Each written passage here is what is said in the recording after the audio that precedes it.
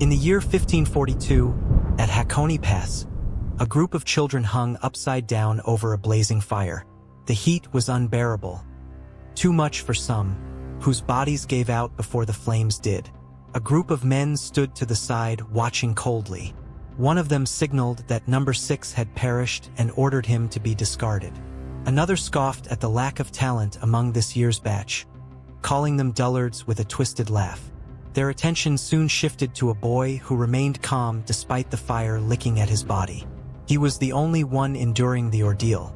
They identified him as number 8. One of the men noted that he alone had survived and remarked on his natural affinity for fire release. The scene shifted to a battle where the same boy faced off against the others. When the fight ended, he was the only one left standing. Watching from the sidelines, a few men were stunned by what they saw. One of them acknowledged that, even at such a young age, the boy had mastered all of the Fuuma ninja arts. An elder declared that the child was destined to become the next leader. The year 1546, during the night battle of Kawagoe, the ground was littered with bodies. Across the blood-stained battlefield, a voice recalled the existence of those who had moved in the shadows of history, individuals born prodigies and molded by relentless, arcane training in assassination. These beings were known as the Kusa, or by other names like Rappa or Kamari.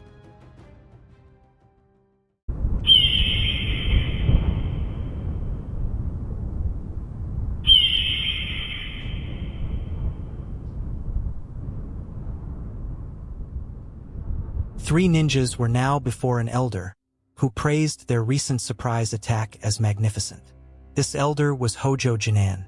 He announced that his lord was pleased with the overwhelming victory and would reward the Fuuma ninja squad with stipends. He expressed his expectations for their continued success, directing his words specifically to one of the ninjas. The boy lifted his gaze and gave his affirmation. His name was the 5th Fuuma Kotarou, the young boy who had survived the fire and grown into a lethal warrior. Jinan dismissed them, and the ninjas vanished into the shadows. Inside the building, another ninja hanging from the ceiling warned Jinan not to place too much trust in them. He reminded the elder that the Fuuma were unlike other ninja, extraordinary individuals forged through brutal training. The battlefield, he said, was nothing more than a gruesome heap of corpses, unrecognizable in form, shaped by the Fuuma's devastating ninjutsu which surpassed conventional techniques. Jinan chuckled darkly. He claimed there was no need to worry. The Fuuma, after all, followed an ironclad rule: absolute loyalty to the Hojo clan. Anyone who defied it faced death. He described the clan as being shackled to this rule, calling them wretched creatures. To him, they were the perfect tools.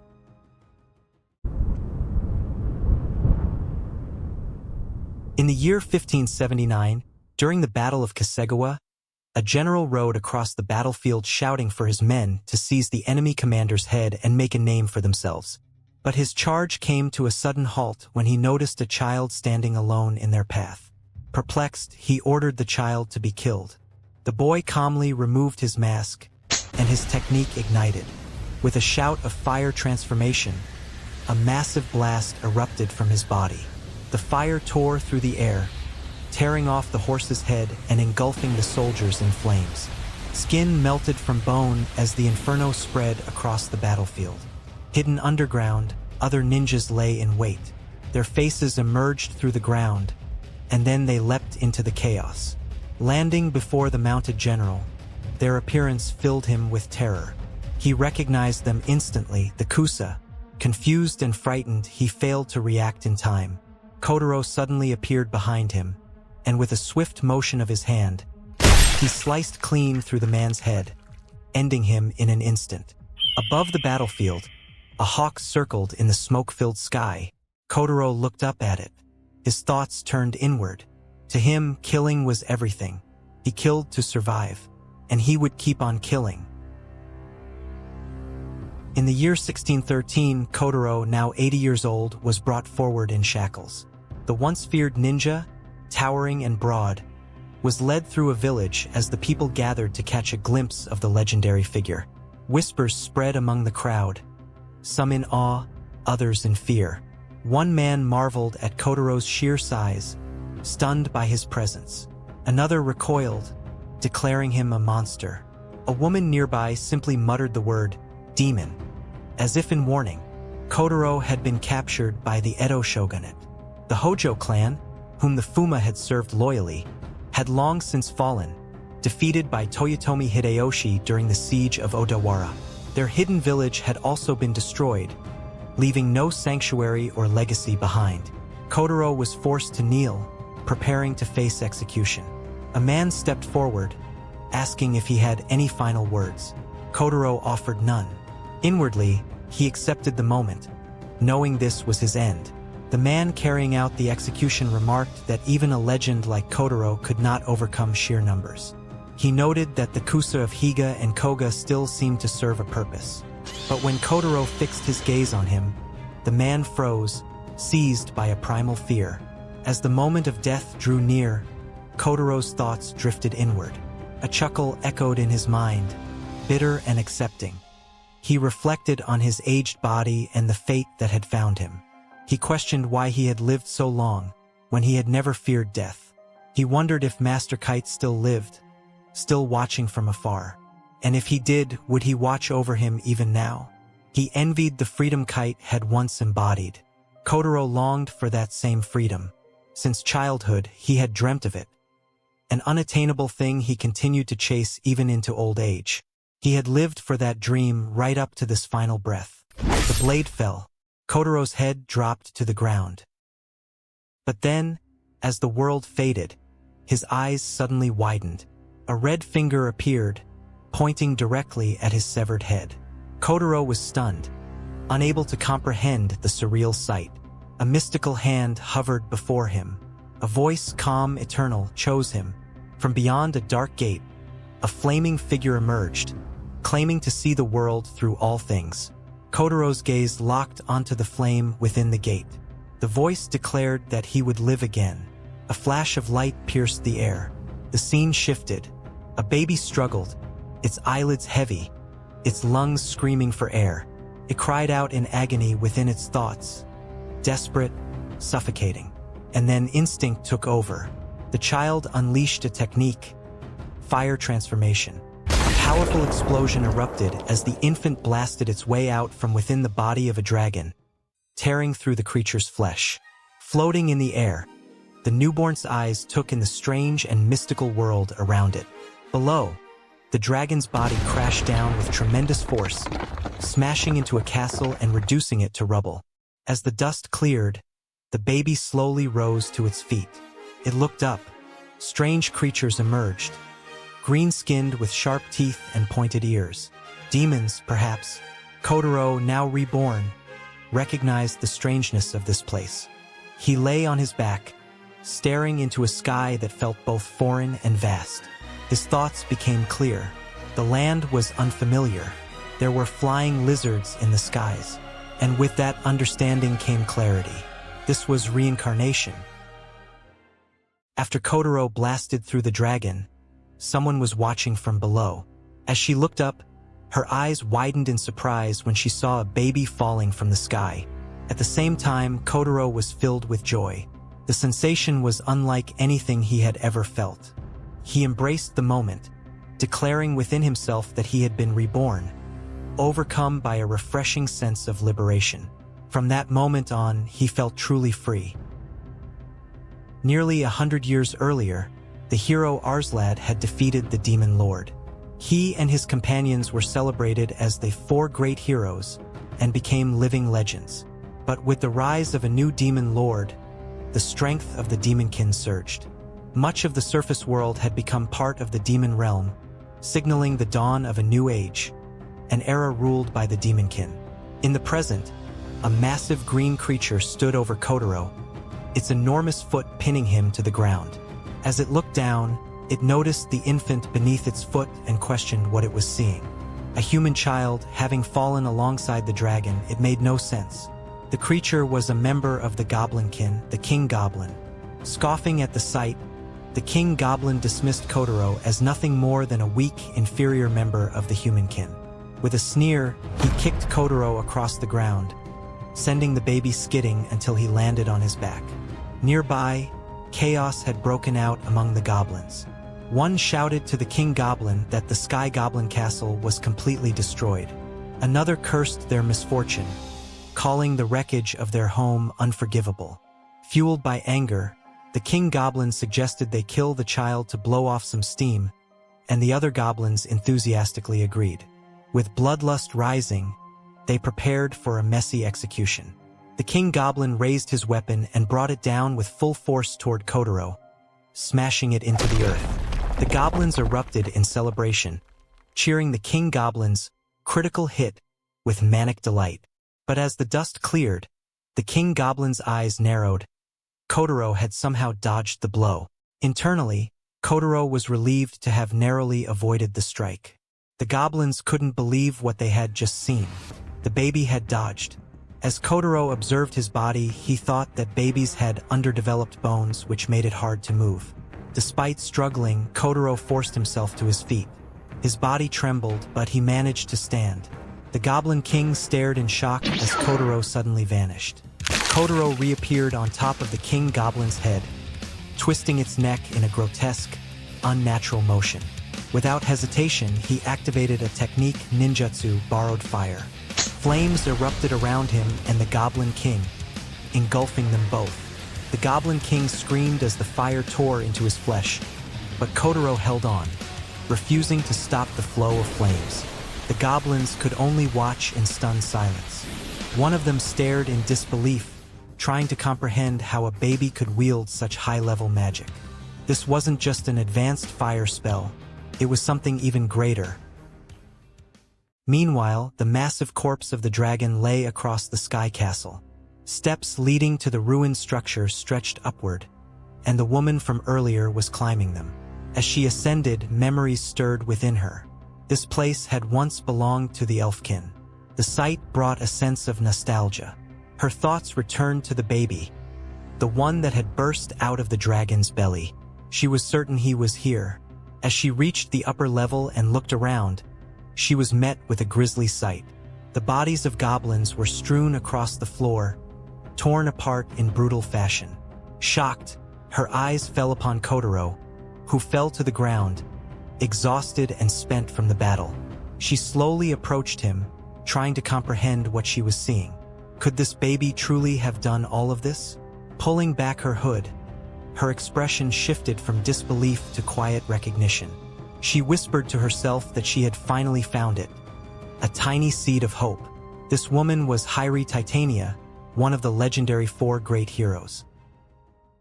A memory flickered into Kotarou's mind. He saw himself cradled in his mother's arms, his father beside her, smiling warmly. Confusion filled him as he tried to grasp the vision. The image of his birthplace emerged. His village, once hidden, now completely wiped out, its ashes smoldering. The scorched remains whispered of a massacre, the only sign of life being a single infant who had miraculously survived the inferno. The ones responsible for the destruction had remarked on the miracle or perhaps the will of a ninja. As the memory continued, Kotarou's voice echoed in his own mind. He questioned if these were truly his memories. Since the moment he was taken to the ninja village, he had lived under the belief that he had no parents, that the only one he could rely on was himself. Now, he wondered why such a memory would surface. His consciousness stirred, and slowly his eyes opened. Looking up, he saw a beautiful, well-endowed woman gazing down at him. The realization struck him. He had been reincarnated as a baby. His thoughts reeled as he tried to make sense of her presence. Was she a resident of this strange new world? The woman gently wrapped him in her cloak and laid him down on a rock before kneeling in front of him. She introduced herself as Hyrie Titania and greeted him by name. The use of his name startled him. He wondered how she could possibly know it. She then confessed, apologizing for having looked into his memories without his permission. His mind raced. It was impossible. How could someone access memories sealed so deeply? What kind of technique had she used? With a soft tone, Hyrie asked if he would allow her to stay by his side. She acknowledged the limitations of his infant body and offered her help, assuring him she'd be happy to support him in any way. Kotarou regarded her silently. He questioned her true intentions. Help, she said? What was her objective? But in the end, he decided it didn't matter. If she tried anything foolish, he would kill her without hesitation. In this unfamiliar world, trapped in a baby's body, he would use whatever resources were available. With that thought, he flashed her a cute smile. Hairi was overwhelmed by his expression and ran to embrace him, her arms wrapping tightly around his small body.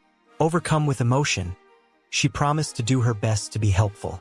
Her happiness burst forth, but the embrace planted Kotarou's face directly into her chest, turning his cheeks red. She quickly apologized, explaining that she was simply overjoyed and found Kotarou's smile too adorable to resist. Even through the warmth of the moment, Kotarou's thoughts remained guarded. He questioned whether this woman was trying to deceive him, yet he could sense no bloodlust from her. It defied everything he'd come to expect from people. How could someone like her even exist? But he dismissed the thought. No, the only person he could truly trust was himself. Kindness, it was a weakness, a dulling of the senses.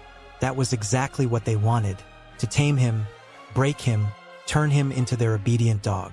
That mindset, that poison, was their weapon. In this life, he wouldn't suppress who he was. Not anymore. As long as his heart remained chained, he would never grasp true freedom. And so, as his thoughts faded, he drifted into sleep.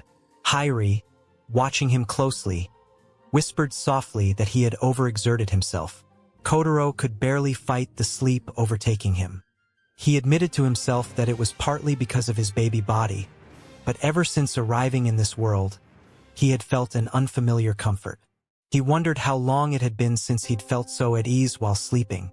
The constant killing intent that had once surrounded him was now gone. As he lay in Hairi's lap, she looked down at him tenderly. She whispered that he was no longer alone in this world, that she was by his side. A flash from the past then revealed how Hairi had first found him. She had reached the Sky Castle and come upon the aftermath of a brutal battle. Goblin corpses lay scattered, victims of Kotarou's hand. Stunned by the carnage, she questioned who had done this. Then she cast a memory-reading spell. Placing a finger on his head, the spell activated, and Kotarou's memories flowed into her. She saw everything. His life as a child raised among ninjas, the cold glares filled with killing intent as he slept. But even then, Kotarou wasn't caught off guard.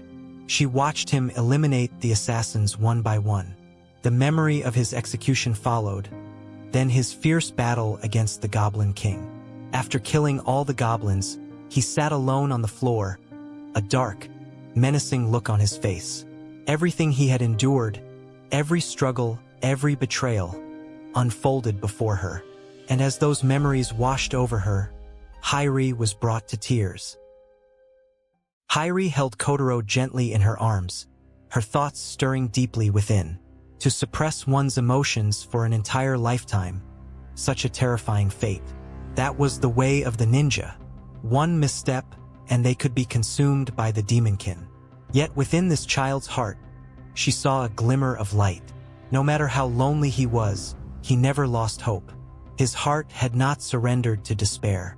It was the heart of a hero. In this life, she wished for him to know love. He was no longer alone. As she sat quietly on a rock, the Goblin King began to rise again. His body was mauled, limbs twisted and broken, yet he staggered back up. Disbelief twisted across his face as he struggled to accept the reality that a human baby had done this to him, that he, the mighty Goblin King, had been brought this low. Fury surged within him as he prepared to attack again. But just then, Kotarou stirred awake in Hairi's arms. His eyes snapped open, fixing the Goblin King with a sharp, piercing glare. Without hesitation, Kotarou raised a hand, and in a single, effortless motion, he obliterated the Goblin King entirely. Hairi sat still, unaware of what had just transpired. She continued to cradle Kotarou, who had already drifted back to sleep. Time passed in silence until she noticed something flying in the air above. The creature locked eyes with her. In response, she immediately cast a spell Air Rend and brought the creature down from the sky. As it plummeted, She swiftly grabbed her cloak and threw it on. Panic flickered across her face as she processed what had just happened. Had they been detected by the demonkin? The quickest way out of the demon realm was through the former forest of the giant tree. But there was no other option now. She had to go through the great rotwood forest. Elsewhere, an image of Hyrie was being projected through magic. A voice echoed in a dark chamber, reporting directly to the demon lord. The voice belonged to one of 10 shadowy figures gathered in the pitch-black room, centered around a massive, mystical eye. The report was simple. Hyrie Titania, the Fairy King, had been located. A soft, amused response came from the demon lord. One of the other figures chuckled, expressing surprise that she was still alive. Another scoffed, calling it a pointless report. Others agreed, claiming she had lost her former power. The image shifted to reveal the baby in her arms. What truly concerned them now was the child. As the scene played, showing Kotarou battling the Goblin King and tearing through other goblins with brutal ease, the room grew still with interest. Someone questioned whether the child could truly be just a baby. Another simply giggled. Then the demon lord gave his command. 10 demons were to kidnap the baby and kill the elf. The 10 figures responded in unison, accepting the order. A massive explosion shattered the forest as the scene shifted once again. Hyrie was running through dense woods, being relentlessly pursued by demons. She cursed under her breath. There were too many of them. In her arms, Kotarou's eyes were wide with excitement. The enormous creatures chasing them filled him with awe and curiosity.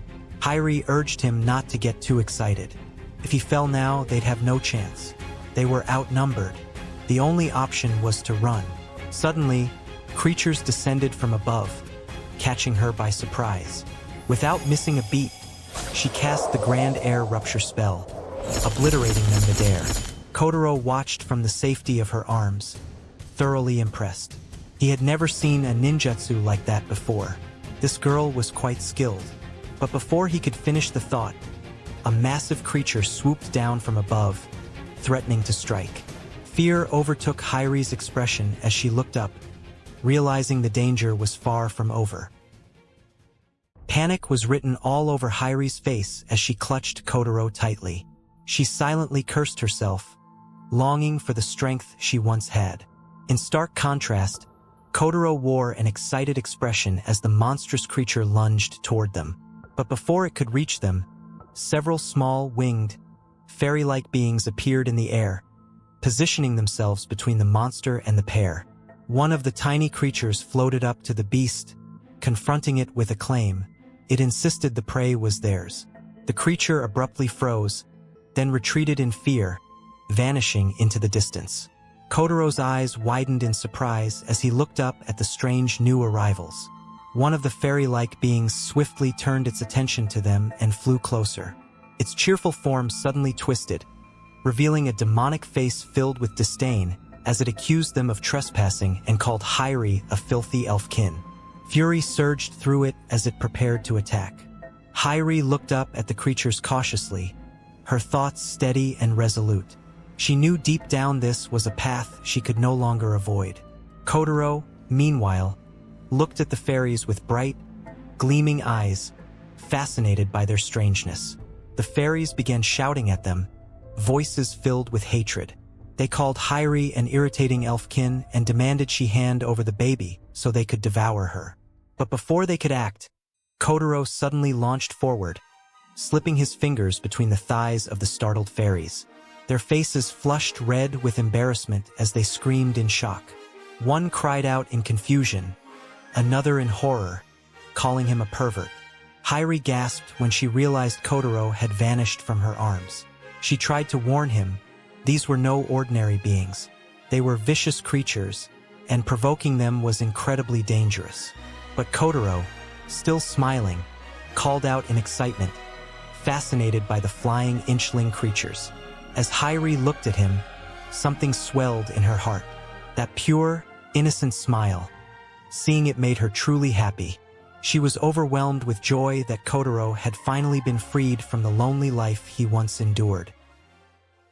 One of the fairies seethed with anger, calling Kotarou a ridiculous brat and threatening to paralyze him. A green thorn began forming in its mouth. The fairy fired it toward Kotarou, and Hairi recognized it instantly. Poison needles. The rest of the fairies followed suit, launching more thorns his way. But Kotarou reacted in the blink of an eye. He caught the incoming thorns using both his hands and feet, halting the attack entirely. The fairies froze in panic as he met their gaze with a menacing glare. Without hesitation, he hurled the thorns back at them. They struck their targets, piercing the fairies' bodies. Screams of pain echoed through the air before they collapsed to the ground. Defeated. One of the dying fairies, disbelief in her fading voice, muttered that those movements weren't human at all. Kotarou landed calmly, the rush of battle fading from his face. His thoughts were cold and sharp. He couldn't help but react when faced with killing intent. It always managed to ruin his good mood. Then, as if the battle had taken nothing from him, he simply thought to himself how sleepy he was. Suddenly, a massive thorn shot toward him. But before it could strike, Hairi snatched him up and fled. As she ran, blood poured from a fresh wound. She had been struck while protecting him. Kotarou looked up at her, his eyes wide as the reality sank in. Hairi stumbled and collapsed to the ground, trembling as blood gushed from her injury. She clenched her teeth, cursing the fact that the thorn had grazed her. Laughter echoed from one of the fairies lying on the ground, her voice weak but mocking. A large creature began approaching from the distance. The fairy announced its arrival. It was their mama. A towering, more sinister fairy-like being appeared. Its presence cast a shadow over the wounded Hairi.